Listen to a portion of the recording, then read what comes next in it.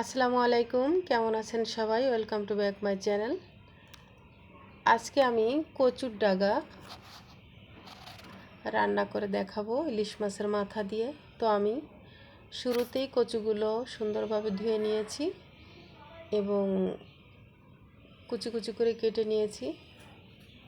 এর থেকে বড় করেও কেটে নিতে পারবেন।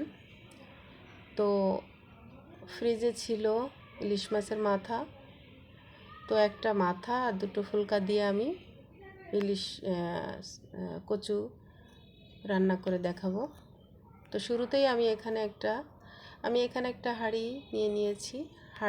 কড়াই হাঁড়ি, একটা কড়াই হাঁড়িতে কচুগুলো নিয়ে নিয়েছি। কিছু মরিচ কুচি, কিছু হলুদ, কিছু লবণ এবং পেঁয়াজ কুচি,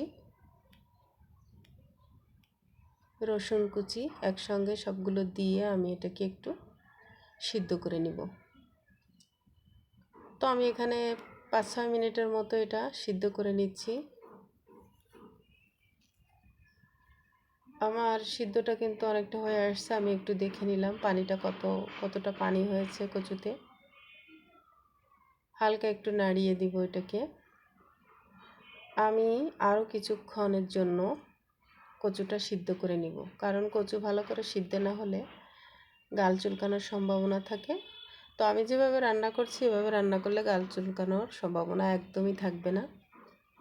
কচুতে পানি রাখা যাবে না, একদম গায়ের যে পানিটুকু আছে সবটুকু শুকিয়ে ফেলতে হবে।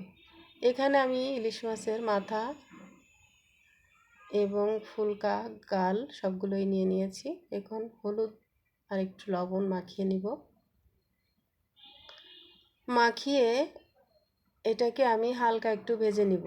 ফ্রাই প্যান দিয়ে দিয়েছি, কিছু তেলও দিয়ে দিয়েছি এর সঙ্গে। এখন মাথাটা একটু ভেজে নিচ্ছি আমি। এতে আপনার কচু রান্নার যে ইলিশ মাছের যে স্বাদটা আরও বেড়ে যাবে মাথাটা ভেজে নিলে। তো আমি একটু মাথাটা ভেঙে দিয়েছি, দিয়ে ভেজে নিচ্ছি। আমার মাথাটা ভাজা হয়ে গেছে, এখন আমি উঠিয়ে রাখবো এবং এই ফ্রাই প্যানেই দিয়ে দিচ্ছি পেঁয়াজ কুচি। এখানে বড় সাইজের একটা পেঁয়াজ নিয়েছি, যেহেতু আমার কচু খুব বেশি না। পেঁয়াজটা আমি একটু ভেজে নিচ্ছি। এখন এখানে দিয়ে দিব রসুন কুচি।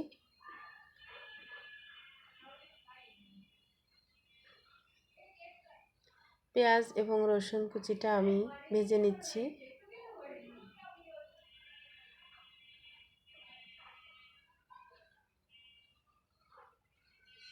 এভাবে আপনার ইলিশ মাছের মাথা দিয়ে যদি কচু রান্না করে খান অবশ্যই বুঝবেন যে আসলে খুব টেস্টি। এখন আমি পেঁয়াজ এবং রসুনের ভিতরে মাথাটা দিয়ে একটু ভেজে নিব।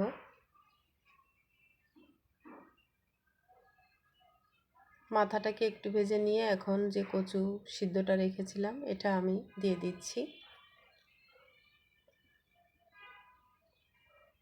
এখন আমি কচুটাকে ভালো করে চামচের সাহায্যে ভেঙে নিব। এটাকে মাখা মাখা করে ফেলবো ভেঙে, এবং মাথাটাকেও মিশিয়ে দিব এর সঙ্গে। আমার কচু রান্না কিন্তু অনেকটা হয়ে আসছে।